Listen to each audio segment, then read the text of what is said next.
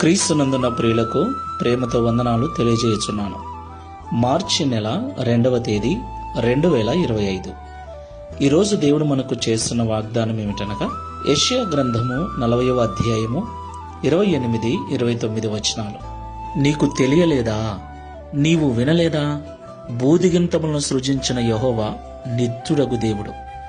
ఆయన సొమ్మసిల్లడు, అలయడు. ఆయన జ్ఞానమును శోధించుట అసాధ్యము.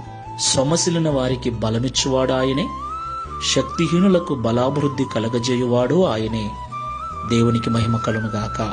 నా ప్రియమైన సహోదరి సహోదరులారా, ఈ విశ్వాసపు జీవితంలో, ఈ ఆత్మీయ జీవితంలో ఎన్నో బలహీనమైన పరిస్థితులు, ఎన్నో అనారోగ్య పరిస్థితులు, ఎన్నో రకాల శోధనలు, ఎన్నో రకాల బాధలు, ఎన్నో రకాల ఇబ్బందులను మనం ఎదుర్కోవలసి వస్తుంది.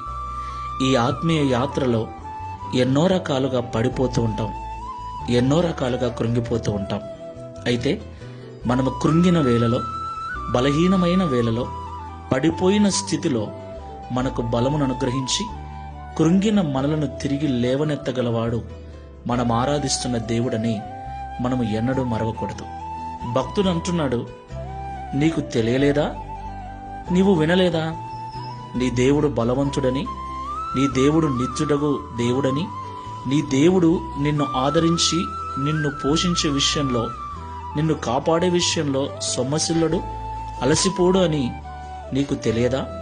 సొమ్మసిల్లిన వారికి ఆయనే బలమిచ్చువాడని, శక్తిహీనులకు బలాభివృద్ధి కలగజేయువాడు ఆయనే అని నీకు తెలియదా అంటున్నాడు.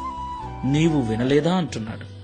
ఈ మాటలు వింటున్న ప్రియ సహోదరి సహోదరుడా, మన ఏ స్థితికైనా ఆయన చాలినవాడు. మనము నమ్మాలి, విశ్వసించాలి, ఆయన సన్నిధిలో ప్రార్థించాలి. ఆయన మనం ఏ స్థితిలో ఉన్నామో ఆ స్థితికి కావలసిన బలమును, శక్తిని అనుగ్రహించి మనల్ని తిరిగి మహాబలముతో నిలబెట్టగల సమర్థుడు. ప్రార్థన చేసుకుందాం.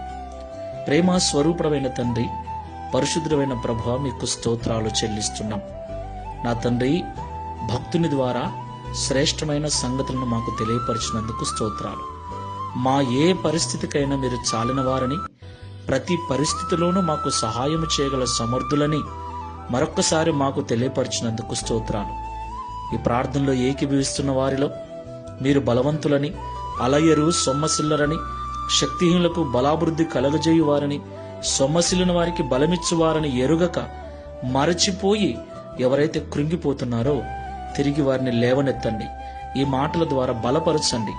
వారి మోకాళ్ళు సడలించుకొని నీ సన్నిధిలో తిరిగి ప్రార్థించేటువంటి కృపను అనుగ్రహించి, తద్వారా భక్తుని వలె మేము కూడా సాక్ష్యం ఇచ్చినట్లుగా, అనేకులు నీ యొద్దకు నడిపించినట్లుగా సహాయము చేయమని యేసు క్రీస్తు వారి నామములో ప్రార్థించి వేడుకుంటున్నాము తండ్రి. Amen. Praise the Lord. God bless you.